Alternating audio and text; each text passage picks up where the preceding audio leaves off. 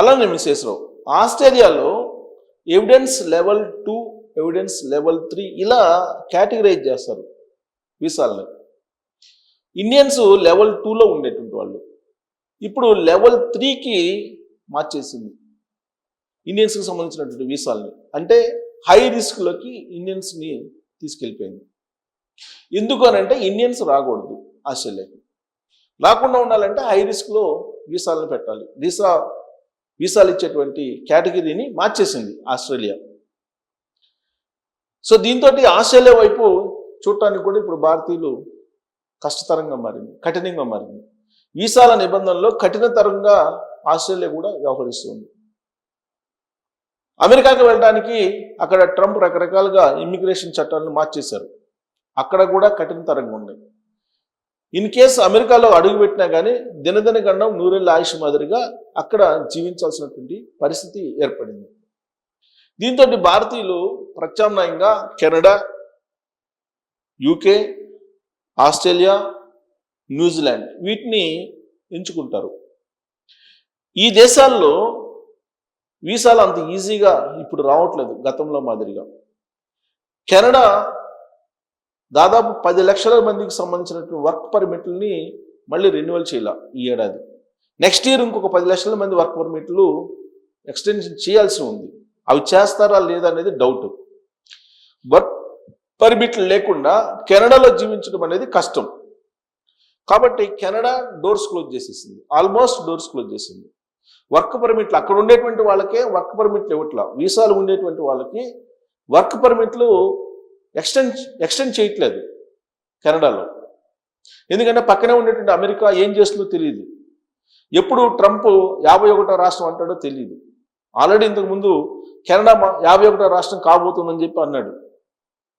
అది మరి 51వ రాష్ట్రం ఎప్పుడు అవుతుందో తెలియదు. మరి 51 అవుతుందా, 52 అవుతుందా? ఎందుకంటే 51 గ్రీన్లాండ్ అంటున్నాడు ఆయన, డెన్మార్క్ అంటున్నాడు. మరి 52 అవుతుందా కెనడా? తెలియనటువంటి పరిస్థితి. కాబట్టి వాళ్ళు వర్క్ పర్మిట్లన్నీ ఎక్స్టెండ్ చేయట్లేదు. అక్కడ ఒక డిజాస్టర్ ఉంది.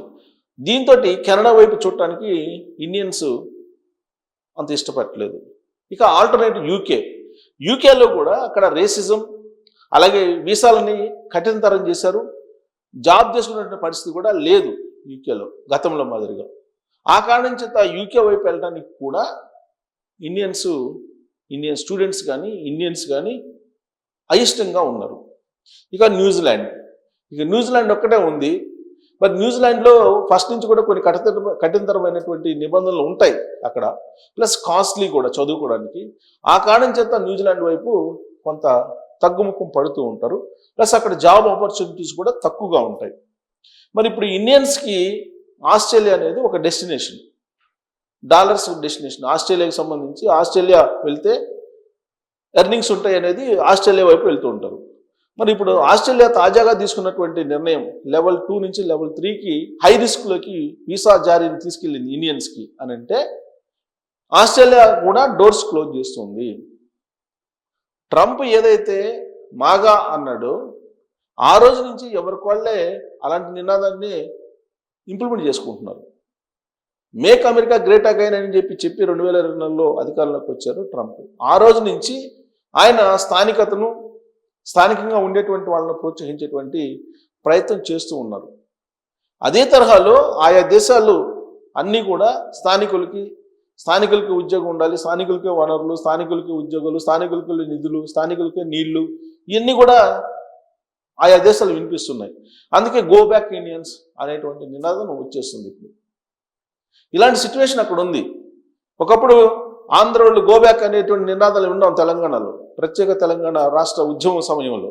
సేమ్ ప్రపంచంలో ఆయా దేశాల్లో అలాంటి సిచ్యువేషనే ఇప్పుడు నెలకొంది. గో బ్యాక్ ఇండియన్స్ అంటున్నారు. దాంట్లో ఆంధ్ర వాళ్ళు ఉన్నారు, తెలంగాణ వాళ్ళు ఉన్నారు, ఇతర రాష్ట్రాలు కూడా. Go back Indians go back అని చెప్పి నినాదాలు అమెరికాలో వస్తున్నాయి, ఆస్ట్రేలియాలో వస్తున్నాయి, యూకేలో వస్తుంది, కెనడాలో వస్తుంది, న్యూజిలాండ్లో వస్తుంది.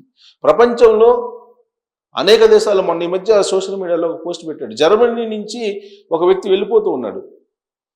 జర్మనీలో ఇంకా ఉండాల్సినటువంటి పరిస్థితులు లేవు అని చెప్పి జర్మనీ నుంచి ఆయన వలస వెళ్తున్నాడు. ఒక ఇండియన్ ఒక పోస్ట్ పెట్టారు, అక్కడ కూడా ఉండేటువంటి పరిస్థితి లేదు అని.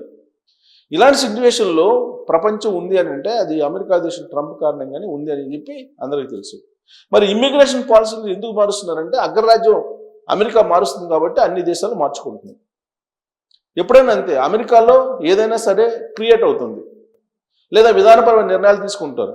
ప్రపంచానికి ఒక ప్రజాస్వామ్య దేశం ఏదైనా దార్శనికంగా ఉందంటే అది అమెరికా అని చెప్పి చెప్తూ ఉంటారు. కానీ ఇవాళ అమెరికా పరిస్థితి ఎలా ఉందంటే అల్లకొల్లంగా ఉంది. అక్కడ ఆయన తీసుకున్నటువంటి నిర్ణయాలు ఎలా ఉంటాయో తెలియదు ట్రంప్.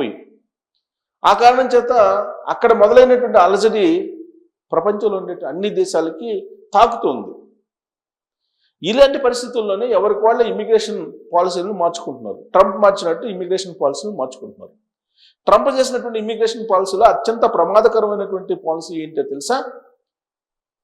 H1B వీసా ఉన్నప్పటికీ, అంటే వర్క్ పర్మిట్ ఉన్నప్పటికీ కూడా దాన్ని రెగ్యులరైజ్ చేసుకోవడానికి లేకుండా మళ్ళా స్వదేశానికి వచ్చి దాన్ని మళ్ళీ రెగ్యులరైజ్ చేసుకోపోవాలి అనేది ఒకటి.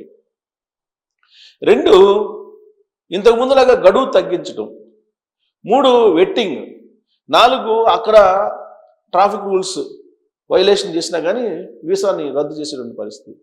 1,00,000 వీసాలని ఒక ఏడాదిలో, గత ఏడాదిలో అంటే 2025లో 1,00,000 వీసాలను రద్దు చేశారు. గతంలో ఎప్పుడు ఇంత పెద్ద స్థాయిలో వీసాలను రద్దు చేయలేదు అమెరికాలో.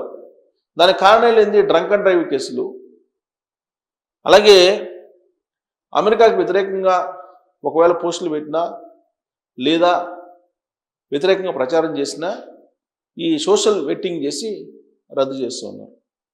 3, అక్కడ అనుమతి అయిపోయినా కానీ కంటిన్యూ అవుతున్నారు అనేటువంటి ఉద్దేశంతో వీసాలు రద్దు చేస్తున్నారు. 4 వచ్చేసి డాక్యుమెంట్స్ సరిగ్గా లేకపోయినా కానీ మొత్తం మీ ఎంటైర్ అమెరికా చరిత్రలో, అమెరికాకు వెళ్ళినటువంటి వాళ్ళ చరిత్రలో ఎక్కడైనా సరే డాక్యుమెంటేషన్ కనుక కరెక్ట్గా లేకపోతే వీసాలు రద్దు చేస్తున్నారు. సో ఈ కారణాల చేత 1,00,000 వీసాలను రద్దు చేసింది అమెరికా. మరి మిగతా దేశాలు కూడా ఆ దేశాన్ని అనుసరిస్తాయి కదా. అందుకే ఇప్పుడు ఆస్ట్రేలియా కూడా అదే పద్ధతిన అనుసరిస్తూ ఉంది. ఇది న్యూస్, లేటెస్ట్ న్యూస్. భారతీయులకు ఆస్ట్రేలియా విద్యార్థి వీసా కఠినం.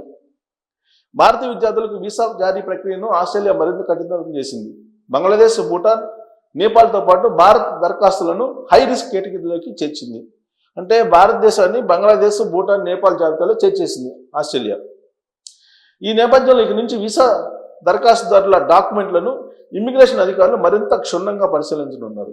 ఆస్ట్రేలియాకు చెందిన సరళీకృత విద్యార్థి వీసా ఫ్రేమ్వర్క్ కింద భారతీయ విద్యార్థులను ఎవిడెన్స్ లెవెల్ 2 నుంచి ఈ నెల 8 నాటికి ఎవిడెన్స్ లెవెల్ 3కి మార్చారు.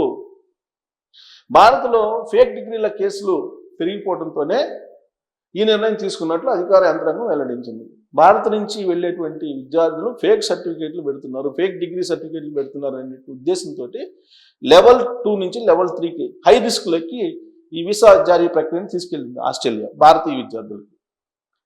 2025లో ఆస్ట్రేలియాలో దాదాపు 6,50,000 మంది విదేశీ విద్యార్థులు ఉండగా భారతీయులు దాదాపు దాంట్లో 1,40,000 మంది వరకు ఉన్నారు. అంటే మన సంఖ్య ఎక్కువగా ఉంది.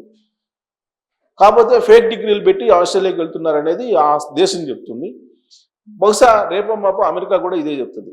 అంటే వీలున్నంత వరకు ఆయా దేశాలు ఇండియన్స్ని పంపించేస్తూ ఉన్నాయి. కాబట్టి గో బ్యాక్ ఇండియా అనేటువంటి నినాదం ప్రపంచవ్యాప్తంగా వినిపిస్తూ ఉంది. ఇది ఆయా దేశాలకు లాభమా నష్టమా అనే దాని మీద మీరు కామెంట్ చేయొచ్చు. Thank you.